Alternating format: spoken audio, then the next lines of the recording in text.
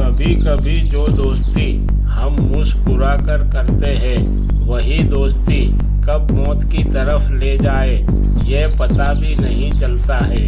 ये कहानी है एक दोस्ती की, लेकिन ये दोस्ती किसी की ज़िंदगी बदल देगी हमेशा के लिए। इस बात का जरा भी अंदाज़ा नहीं था।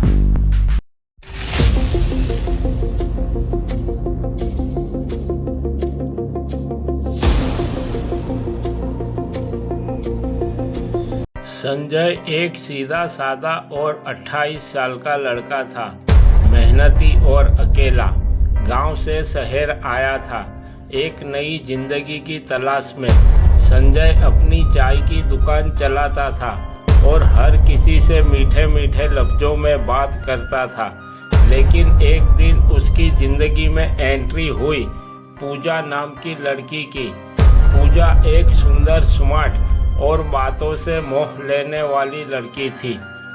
पूजा बाइक से आती है, चाय मंगवाती है, धीरे धीरे बातचीत होती है। संजय और पूजा की दोस्ती बढ़ती है। संजय को नहीं पता था कि पूजा कौन है, कहाँ से आई है, लेकिन दोस्ती तो हो चुकी थी। बातों बातों में दोनों रोज़ मिलने लगे थे। संजय को लगता था कि पूजा अकेली है, लेकिन सच्चाई कुछ और थी। पूजा संजय से पैसे उधार मांगती है, कभी मोबाइल रिपेयर के लिए तो कभी अपने मकान के किराए के लिए। जैसे ही पूजा संजय से मिलकर जाती है, कुछ देर बाद शहर में एक सीरियल मर्डर की खबर ने सबको हिला दिया था। हर बार एक जवान लड़का मरा हुआ मिलता था और हर बार उसके मोबाइल में आखिरी कॉल होती थी पूजा नाम की एक लड़की की। अब होती है इंस्पेक्टर विक्रम की एंट्री। मर्डर केस की जांच। इंस्पेक्टर विक्रम केस की तह तक जाना चाहता था। इंस्पेक्टर विक्रम पूजा की फ़ोटो को अपनी टीम को दिखाता है और फिर संजय की दुकान पर आता है। संजय को फ़ोटो दिखाता है और संजय चौंक जाता है। शहर में हुए सीरियल किलर मर्डर की खबर को सुनने के बाद पूजा अचानक गायब हो जाती है और संजय उसे ढूंढता है, लेकिन पूजा कहीं नहीं मिलती है। और उधर दूसरी ओर पुलिस पूजा की तलाश कर रही है, लेकिन पूजा कोई आम लड़की नहीं थी।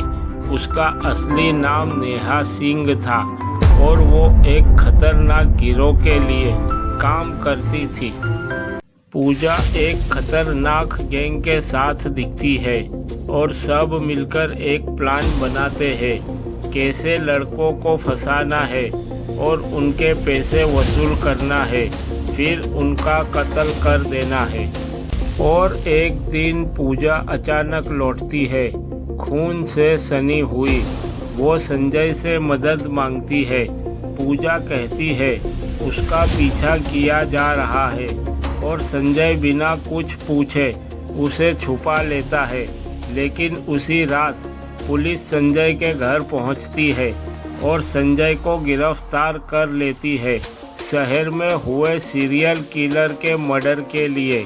मर्डर का इल्जाम पुलिस संजय पर लगाती है। संजय चिल्लाता है, मैंने कुछ नहीं किया है। इंस्पेक्टर विक्रम जानता था कि संजय बेगुनाह है और फिर इंस्पेक्टर विक्रम ने एक प्लान बनाया पूजा को ढूंढने का। और एक दिन आखिरकार पूजा एक नए लड़के को फंसाते हुए रंगे हाथों पकड़ी गई।